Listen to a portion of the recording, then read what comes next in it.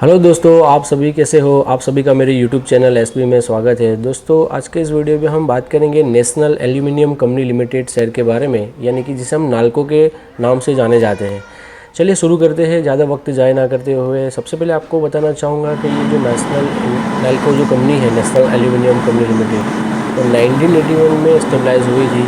जब कंपनी का जो मेन मैन्युफैक्चरिंग काम है, यानी कि इसका जो मैन्युफैक्चर्स है, जनरली वो सेल्स करता है एल्यूमिना एंड एल्यूमिनियम। अगर हम बात करेंगे इस जो ये पीएसयू बहुत ही महत्वपूर्ण पीएसयूज कंपनीज है, ये कंपनी एल्यूमिनियम और एल्यूमिना के उत्पादन पर निर्भर है। नाल्को का मुख्य कार्यालय आप देखेंगे तो भुवनेश्वर, उड़ीसा में स्थित है। 1981 में बनी हुई ये कंपनी काफ़ी अपना एल्यूमिनियम का इंपोर्ट एक्सपोर्ट काफ़ी ज़ोरों शोरों से कर रहा है।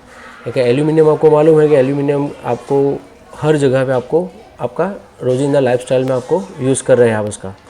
सबसे पहले आपको बता दूं कि नाल्को जो कंपनी है, नाल्को का व्यवसाय एक मुख्य क्षेत्र जो है, एक तो बॉक्साइट माइनिंग में, एल्यूमिना रिफाइनिंग में, एल्यूमिनियम स्मेल्टिंग में और पावर जनरेशन में। इसका अलावा ये कंपनी यानी कि नेशनल नाल्को जो है एल्यूमिनियम के कई अनेक उत्पादनों और उत्पादन पर बिक्री भी करती है, जैसे कि roll products, casting, billets etcetera. तो ये तो आपको मैंने थोड़ा बहुत ओवरव्यू दे दिया नेशनल एल्यूमिनियम कंपनीज लिमिटेड के बारे में। चलिए हम उसके फाइनेंशियल्स एक्सपेक्ट के बारे में हम बात करेंगे। तो अगर हम यहाँ पे देखते हैं कि जब उसके फाइनेंशियल एक्सपेक्ट के बारे में हम बात करते हैं, तो कंपनी का जो मार्केट कैप है यहाँ पे 34,804 करोड़ है।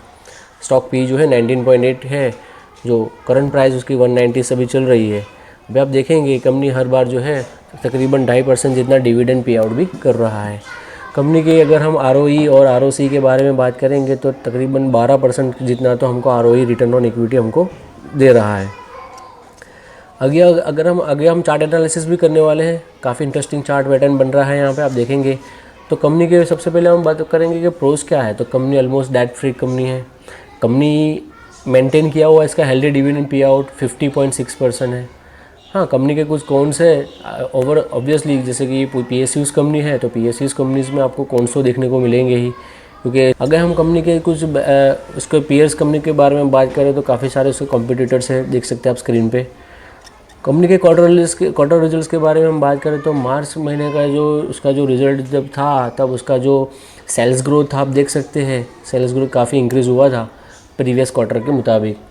कंपनी का जो ऑपरेटिंग प्रॉफिट मार्जिन है देख सकते हैं आप, जो है 2 से 3 टाइम्स जो है जितना बड़ा हुआ है। यानी यहाँ पे आप देख सकते हैं कि इस क्वार्टर यानी कि मार्च क्वार्टर में 1108 करोड़ था ऑपरेटिंग प्रॉफिट, जो पिछले क्वार्टर के मुताबिक काफ़ी इंक्रीजिंग हुआ है।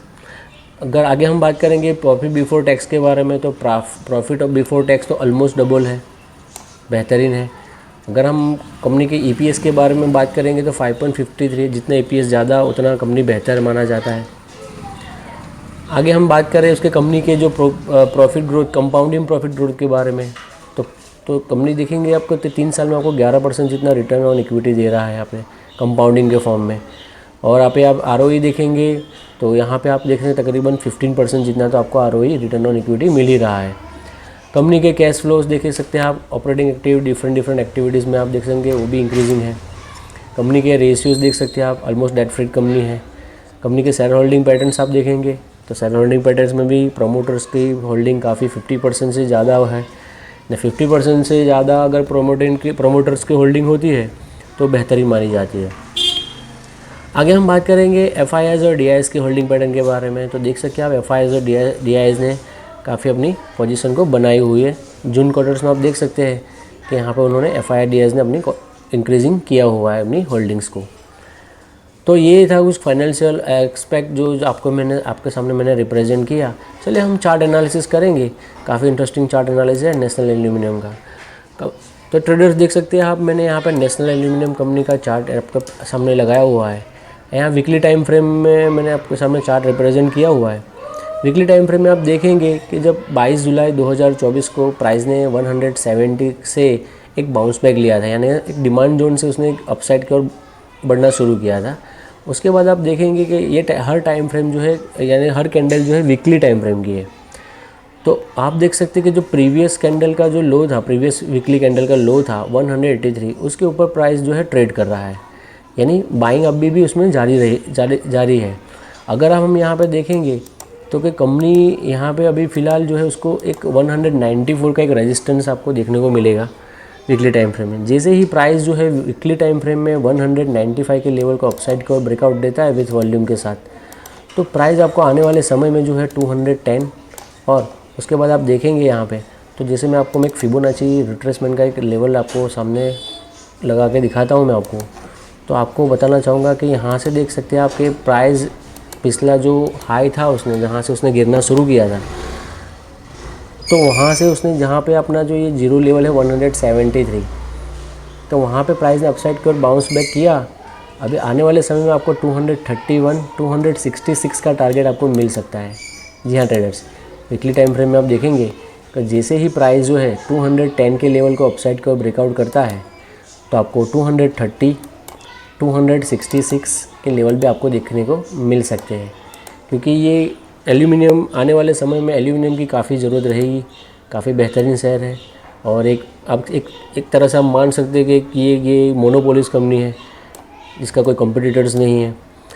तो आप देखेंगे अगर आपको फ्रेश बाइंग करना है अगर इस प्राइस में, तो आप इस लेवल को ध्यान में रख सकते हैं 185। जी हाँ ट्रेडर्स, 185 काफ़ी क्रूशियल लेवल माना जाएगा इस नेशनल एल्यूमिनियम कंपनी में।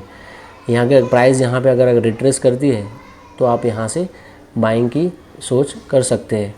और आपको बता दो आपकी जानकारी के लिए ट्रेडर्स यहाँ पे कि प्राइस जो है आपको मैंने जैसे आपको टारगेट बताया कि जैसे ही उसका जो स्ट्रॉन्ग रेजिस्टेंस है यहाँ पे 210 का, क्योंकि वहाँ से प्राइस ने जो है डाउन ट्रेंड उसने शुरू किया था।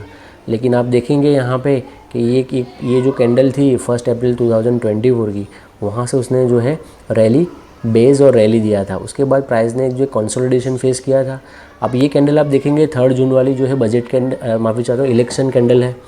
तो इलेक्शन कैंडल के हाई को जैसे ही ये ब्रेकआउट देगा तो आपको आने वाले समय में जो है काफ़ी अच्छा बेहतरीन टारगेट आपको मिल सकता है। 230 247 265 तक के भी लेवल आपको दिखाई पड़ सकते हैं, क्योंकि आप देखेंगे यहाँ पे स्ट्रॉन्ग बाइंग आपको देखने को मिलेगी। यहाँ पे बाइंग आप देखेंगे यहाँ पे तो तकरीबन जो है आप देख सकते हैं आप यहाँ पे काफ़ी अच्छी बाइंग आपको ये कैंडल में आपको देखने को मिली हुई है।